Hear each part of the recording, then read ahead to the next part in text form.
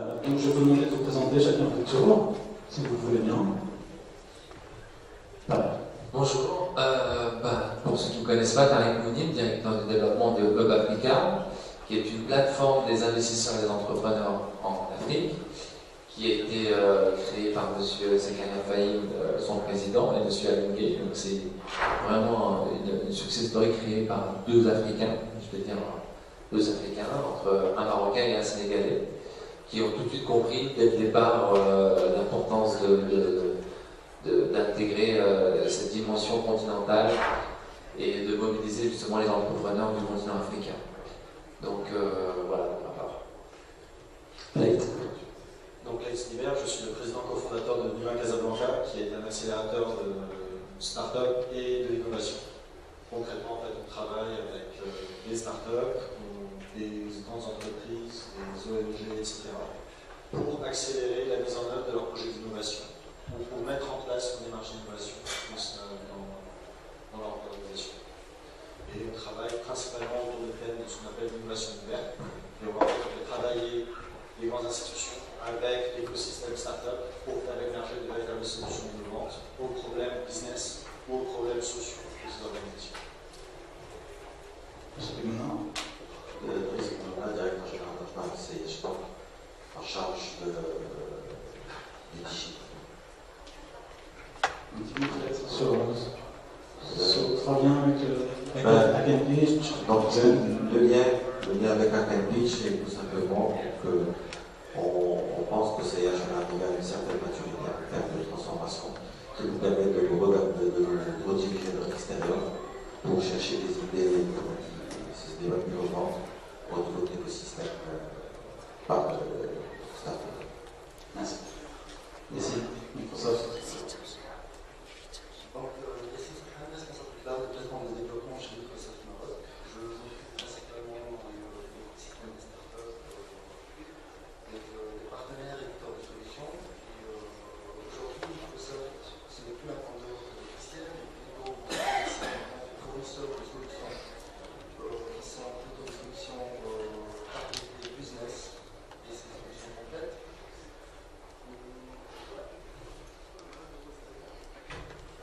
Très bien. Alors, première question à tous les quatre. Tout au long du cycle de vie d'une startup, de l'innovation à la première sortie, au secondaire, à la sortie des investisseurs, quel est le trou, le gap entre quel est le gap que les entrepreneurs, les startups peuvent rencontrer et comment ils veulent en termes d'accompagnement, d'investissement, de financement, qui veut répondre?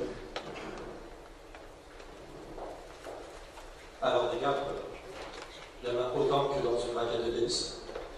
Donc, ça veut dire qu'il y a plus de gaps qu'autre chose.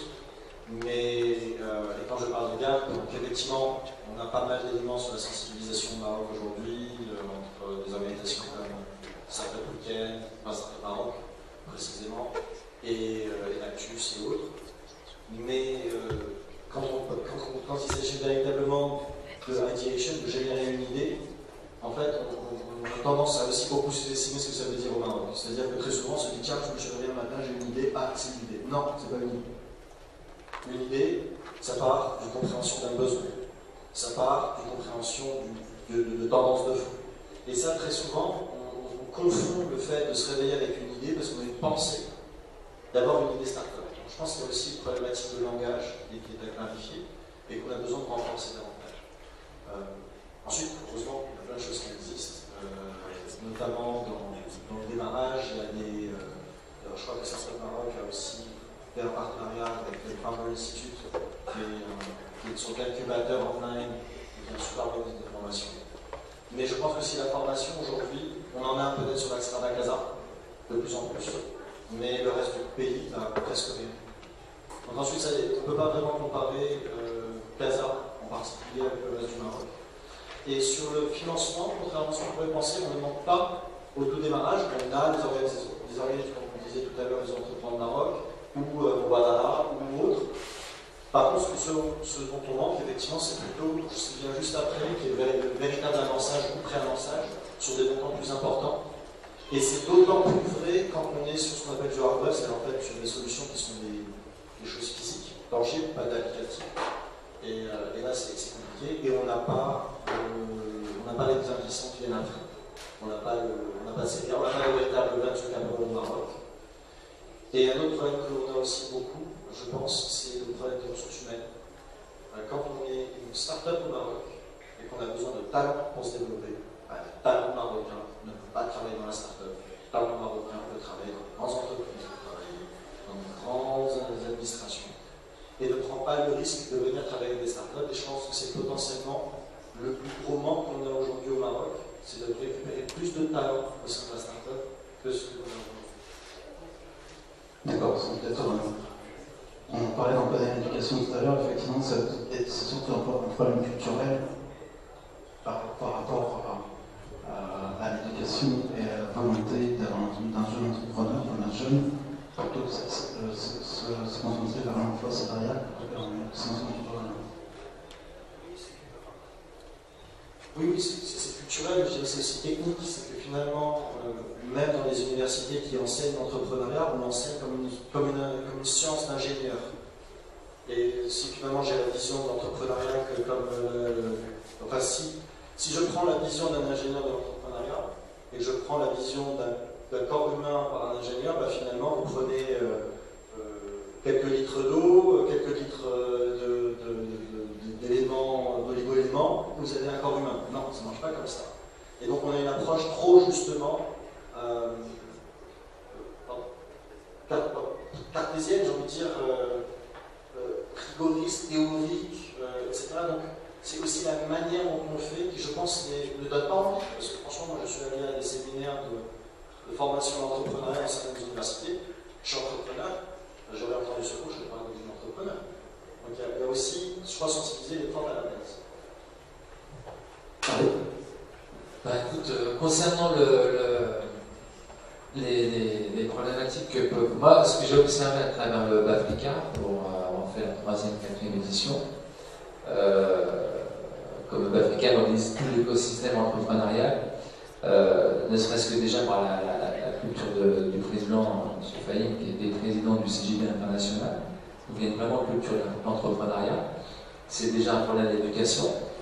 Dès le départ, je pense que le plus gros problème qui touche le Maroc, peut-être pas que le Maroc, c'est le problème de l'éducation à l'entrepreneuriat. Et je pense que là-dessus, il y a encore beaucoup à faire. Après, sur ce qui concerne les startups, bon, c'est vrai qu'on entend beaucoup parler de startups, mais on est encore très loin d'être vraiment dans le paysage international.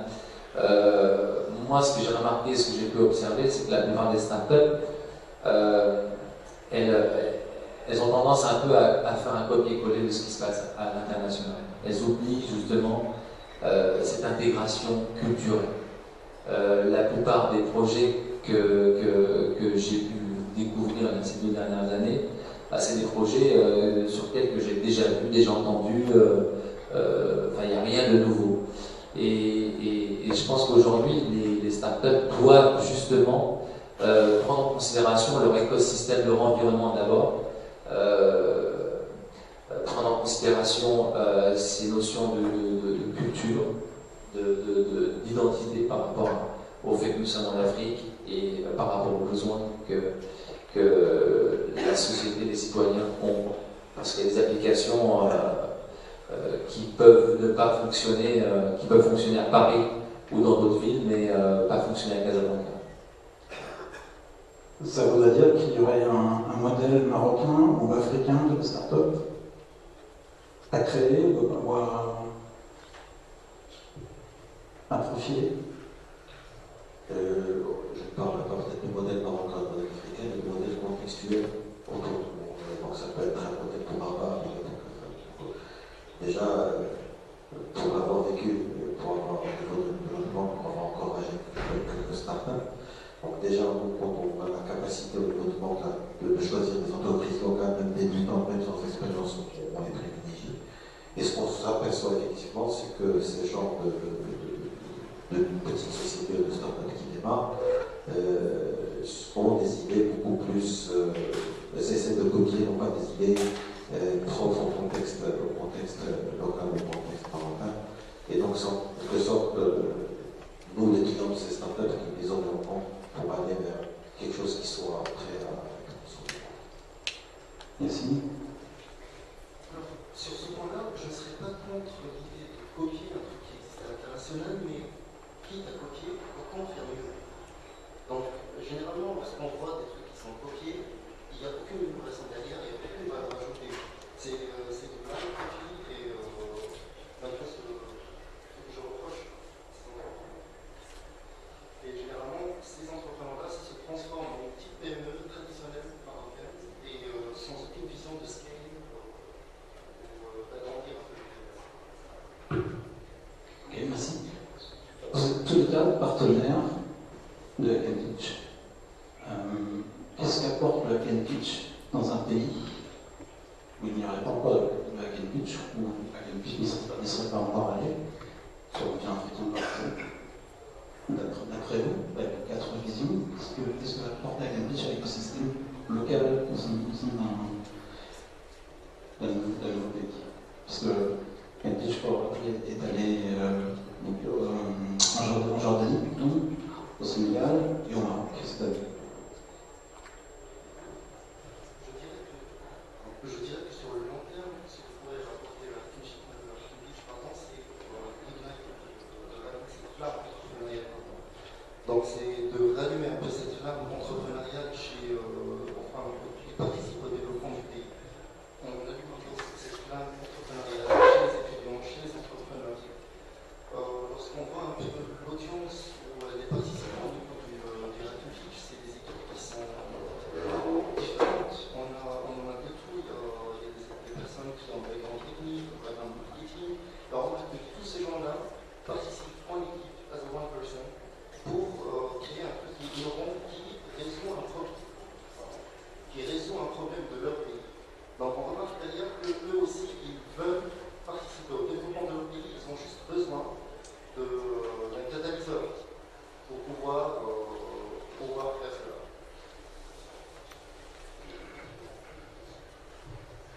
avec le Africain. Le Africain, bien sûr, dès le départ, vu le contenu que pouvait offrir justement un programme comme Scrindy, à travers ses activités de Hack & Pitch, il était essentiel justement parce que le Africain a pour vocation à être un peu cette plateforme qui va offrir un peu tout ce qui peut se faire et tout ce qui est destiné à l'entrepreneur. Aujourd'hui, le Hack & Pitch est un outil extraordinaire. Moi, je vous le dis parce que je le pense vraiment, je l'ai vu, j'ai côtoyé. Quand on voit arriver une centaine de jeunes qui vont rester pendant 24 heures ou 48 heures, parce qu'il y a plusieurs formats, concentrés pour le développement d'une application en un temps record, déjà d'un point de vue, il n'y a pas d'école, il n'y a pas d'école au Maroc qui sont capables de délivrer comme ça en si peu de temps et de mettre en challenge en si peu de temps autant de jeunes. Ces jeunes se mettent en danger, se mettent en condition parce que c'est pas quelque chose de facile. Faut pas dormir. Je ne sais pas si vous avez déjà participé au Hack & Pitch, mais les jeunes ne dorment pas, font nuit blanche et qui plus est aussi travaillent en équipe. Et ça, c'est ce que j'ai trouvé de très intéressant, cette notion de travail en équipe. Souvent dans le Hack & Pitch, les jeunes ne se connaissent pas. Et on l'a pu voir dans la Tech 22, il y avait des jeunes qui arrivaient d'Agadir, de Béga, de différentes villes, du Togo aussi, et de Côte d'Ivoire, et qui se sont retrouvés ensemble. Dans cette équipe, il y a des jeunes qui sont plus ou moins plus développeurs, d'autres plus un peu dans le côté marketing, et rapidement, quand on fait le tour d'étape, pour l'avoir fait, je me suis rendu compte qu'il y avait déjà une mini-entreprise en fait.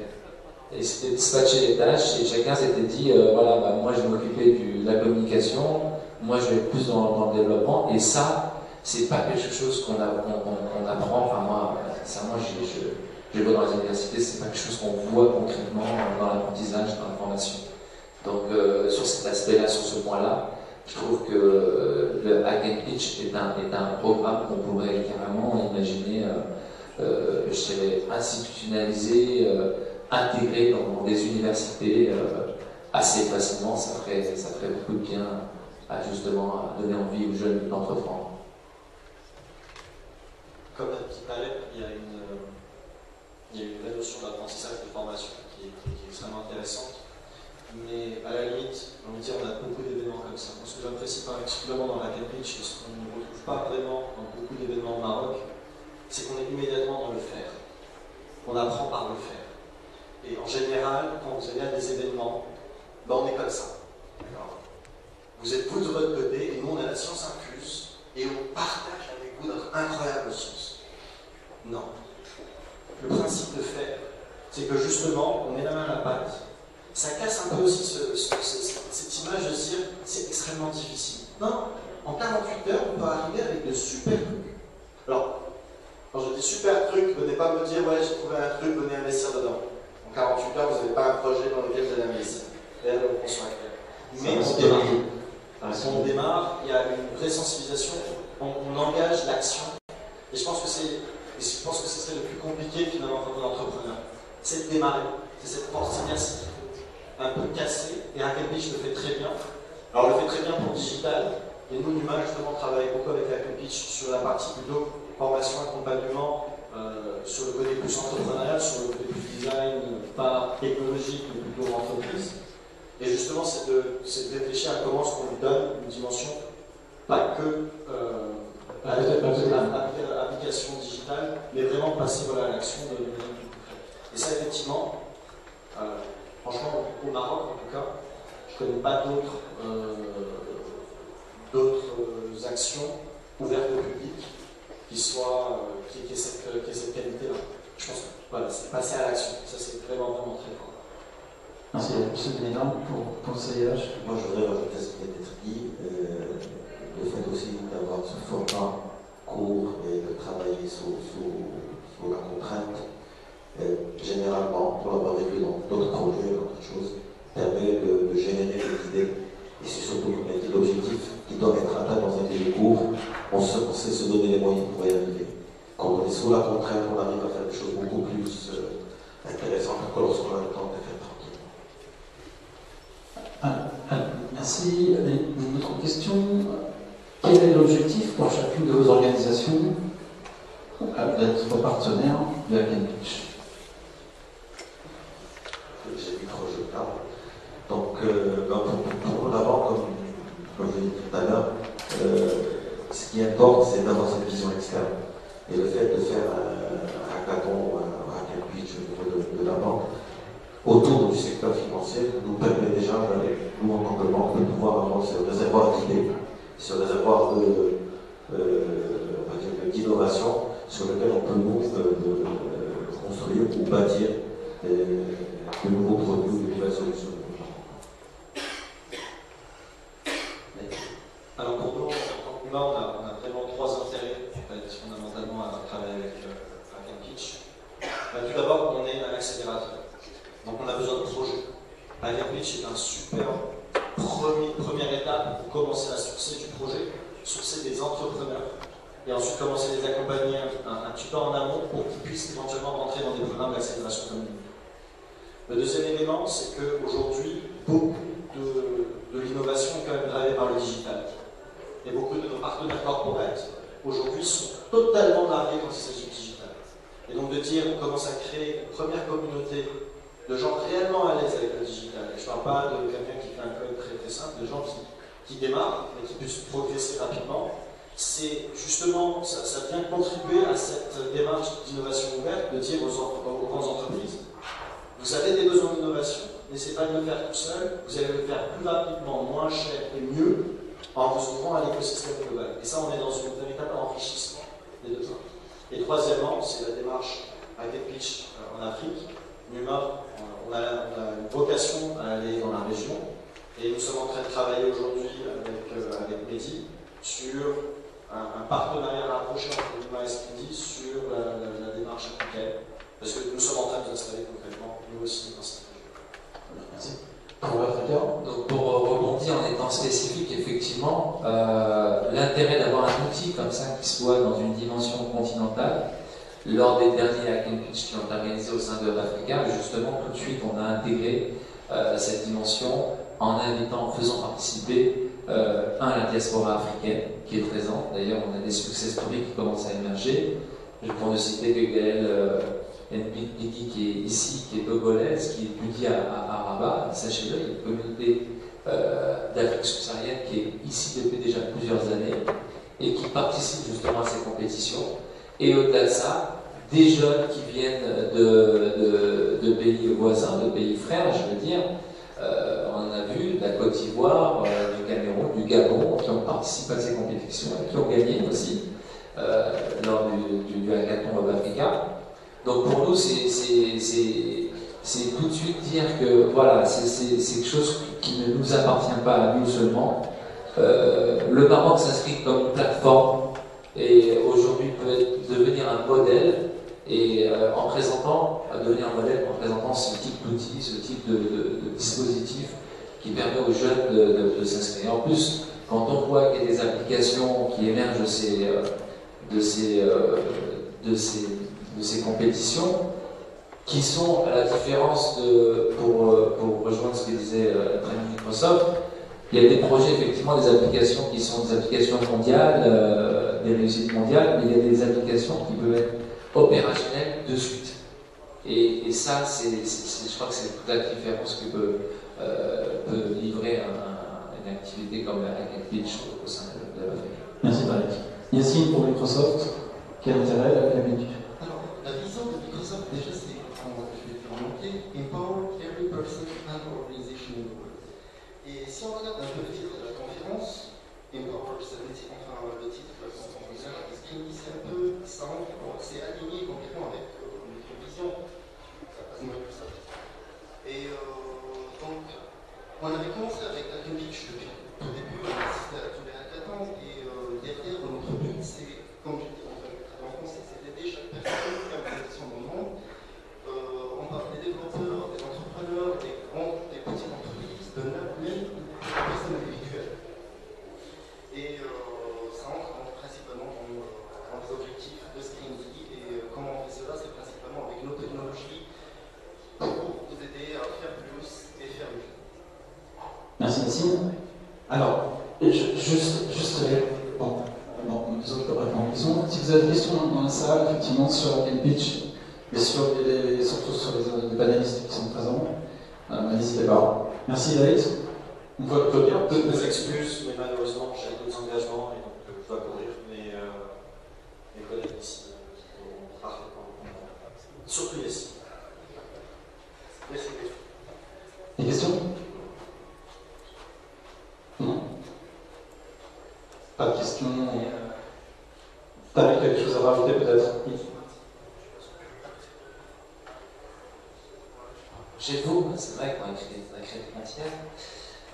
Non, ce qui est important aussi, il faut comprendre que, je l'ai dit tout à l'heure, mais Hack & Pitch, c'est quelque chose qui doit s'intégrer dans un circuit et dans un ensemble. Hub Africa, c'est pas. Il y a beaucoup de choses dans le Hub Africa. Il y a le Pitch Hub Africa qui touche des entreprises beaucoup plus matures. Et le fait d'accrocher justement des jeunes avec des idées et de les mettre dans un environnement où ils vont côtoyer aussi des patrons, des chefs d'entreprise qui ont abouti, c'est aussi un 2 en 1, parce que ces entrepreneurs qui sont matures et ces groupes qui sont matures vont pouvoir un peu regarder de l'autre côté du miroir et regarder ces jeunes, on va dire ces jeunes geeks, parce qu'ils les appellent comme ça, en train de développer des applications, mais on le voit, ça commence à changer avec l'Open Innovation, de se dire, ah bah tiens, c'est quelque chose que je peux exploiter. Et moi, depuis 2 ans, j'ai pu observer beaucoup d'entrepreneurs, de patrons, qui ne sont pas forcément des grandes entreprises, parce que souvent on voit des grands groupes, mais aussi des PME, qui ont beaucoup d'intérêt à utiliser justement et à utiliser cet écosystème des startups. Donc, le message que je dis à travers cela, sous les lignes, c'est que les startups ne sont pas obligés non plus de se focaliser sur les grands groupes. Il n'y a pas que les grands groupes, il y a aussi des PME qui ont besoin, des petites entreprises, des moyennes entreprises, des gens qui sont agro-business, qui ont besoin justement de solutions innovantes et technologiques. Et justement, le fait d'avoir un Hack & Pitch au sein d'un événement entrepreneurial qui réunit quand même beaucoup de monde, 11 200 personnes, bah c'est un plus. Ok. Monsieur Benoît, vous parliez, je reviens au CIH. Est-ce que vous avez envisagé d'organiser un cas de pitch interne à la banque avec vos ingénieurs en développement, justement pour faire l'objet des FinTech ou des projets qui pourraient compléter? Au départ, lorsqu'on a commencé à y réfléchir avec Mehdi, c'était plus sur un cas complexe, qui est des gens de la banque et des gens de l'extérieur. Et finalement, on a opté pour commencer d'abord pour faire un hackathon avec des gens plutôt de l'extérieur et aller progressivement vers un hackathon totalement en interne. Merci. Qui a participé à un hackathon ici?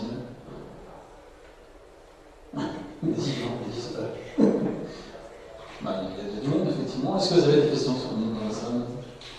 Est-ce que je suis complémentaire? Non? Yacine peut-être.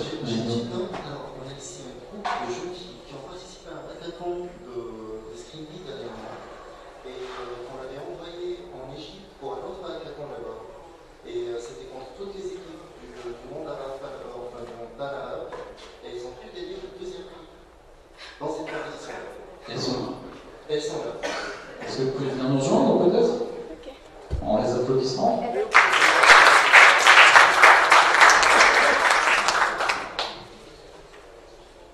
Contez-nous votre histoire. Bonsoir. Alors, moi, seconde est partie pour la prière. Donc, nous étions partis en Égypte pour représenter le Maroc et nous avons en fait. Oh, ok. Donc, tout a commencé par le Hack and Pitch à la COP22, Tech 22, et mon groupe avait remporté le deuxième prix. Et Haoula et son équipe avaient remporté le premier prix du Hack and Pitch qui s'était tenu à la COP22, Tech 22, Africa, etc. Donc, ensuite, moi et Haoula avions été envoyés avec d'autres filles des ambassadeurs thermales en Égypte pour représenter le Maroc. Et nous avons en fait représenté le Maroc. Il y avait 7 pays et dans 12 projets. Et notre projet c'était en fait de Waste Monetizer. C'est en fait de créer de la valeur autour de nos déchets. C'est-à-dire, vous avez des trucs, ce qui est déchet pour vous n'est pas forcément déchet pour moi. Et dans ton déchet, je peux trouver mon bénéfice. Alors, au lieu de jeter ces déchets-là qui vont polluer l'environnement, puisque le thème c'était autour du développement durable, etc., au lieu de jeter ça pour polluer l'environnement, pourquoi ne pas se faire de la valeur autour en prenant juste la photo, en la mettant sur l'application, en donnant le prix et permettre à d'autres personnes de pouvoir checker et de vous contacter pour acheter ce déchet s'ils veulent. Et aussi, il y a une partie où des entreprises, nous savons aujourd'hui que plusieurs entreprises utilisent les déchets pour en faire de nouveaux produits, donc ils viendront s'inscrire et dire en fait des déchets qui les intéressent. Et comme cela, on pourra en fait les connecter en fait à les gens qui vont poster leurs photos et ils pourront facilement acheter leurs déchets. Je ne sais pas si vous l'avez remarqué, mais depuis 5 ans, moi je trouve que c'est juste extraordinaire. Aujourd'hui, le modèle marocain de l'entrepreneuriat est en train d'évoluer. Et la preuve, c'est qu'on a une Africaine qui est partie représenter, qui est d'origine togolaise, qui est partie représenter le Maroc en Égypte. Et ça, je pense qu'on peut applaudir ça bien fort. C'est d'avoir des ambassadeurs et des entrepreneurs. Exact, mais ce qui est aussi impressionnant, c'est que Haoula et Galette au début ne se connaissaient pas. Et c'est grâce au Hack and Pitch qu'ils se sont connus. Ok, moi je le dis. Une avance. Je voudrais profiter au fait du moment en fait, où j'avais quelques slides que je voulais passer en amont pour expliquer un petit peu le concept de Hack and Pitch. Donc vu la contrainte que l'État avait, on a préféré démarrer le panel. Et donc là, je voudrais bien prendre 2 ou 3 minutes pour expliquer ce qu'on a fait avec le général et ce qui est prévu de faire pour l'année prochaine. Okay. On clôt le panel maintenant, ou on attend, ou après là-dessus. Avant de closer, parce que ça fait partie justement de l'introduction du panel en GR. Alors, donc, Hack and Pitch,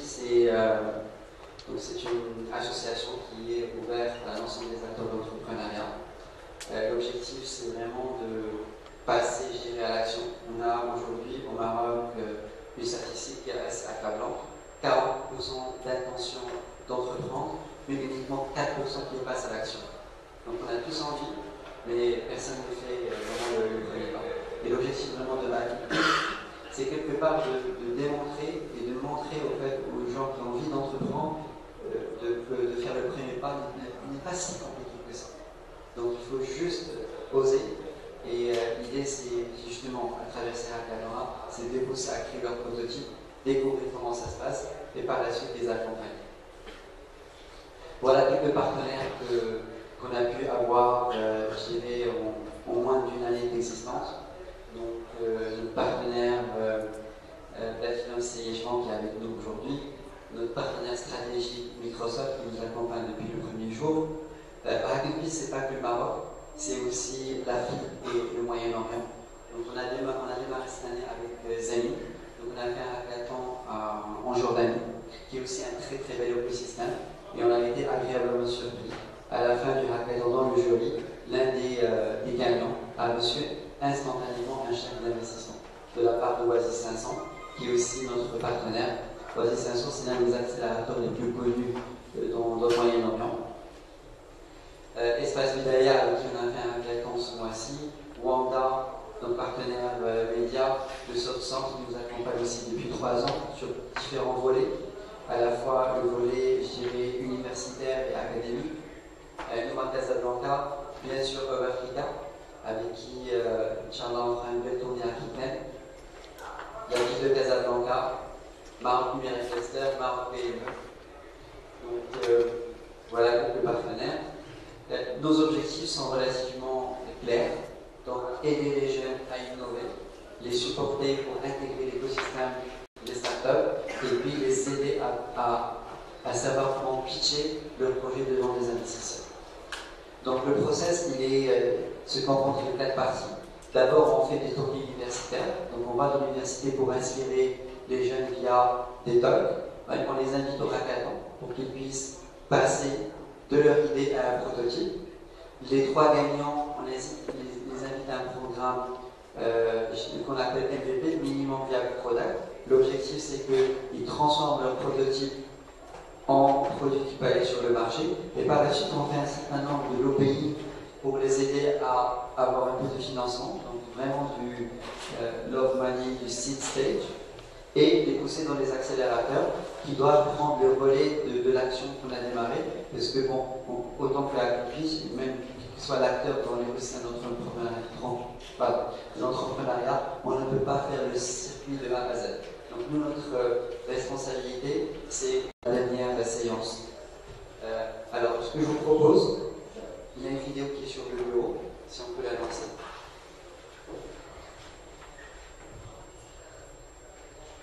Donc c'est un espèce de résumé de toute l'année qui vous donne une idée sur tous les hackathons qui ont été faits.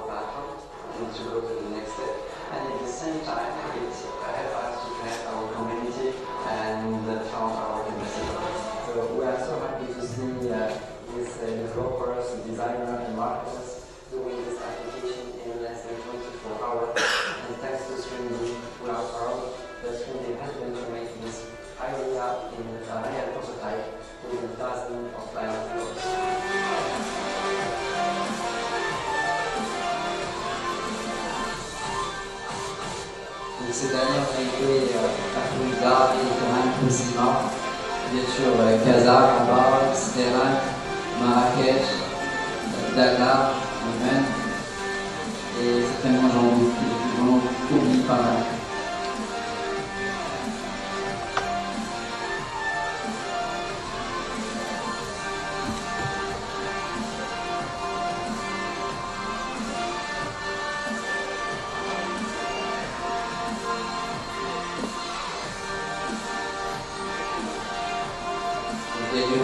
Du networking, du fun, de l'incendie, comme tous les hackathons. Ça, c'était à la Tech 22. On a essayé la première version avec du virtuel. C'est quelque chose qu'on va faire davantage l'année prochaine. Pas mal de fun, si tu te rappelles le logo.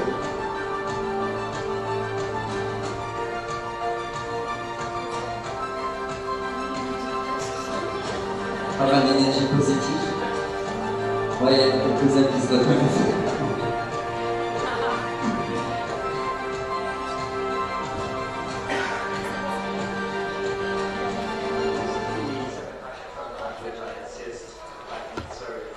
As a co-founder of Catalabia, which is a co-working space and a venture capital company, I believe we have some potential startups here in which we can maybe invest.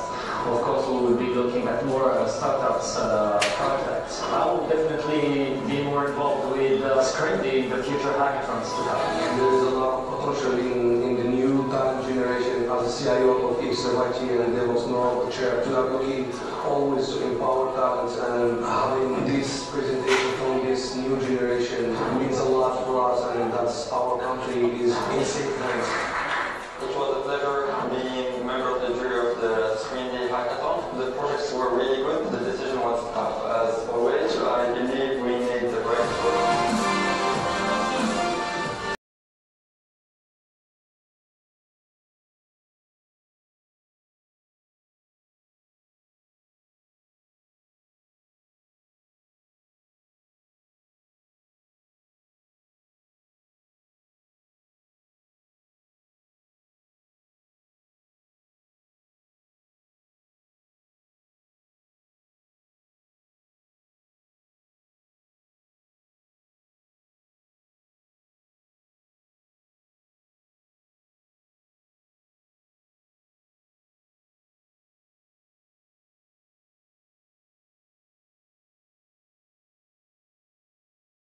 Je profite de l'occasion de remercier Emmanuel. Merci. Merci. Merci. Monsieur Luna. Merci. Dan. Tu te rappelles de quelques étapes?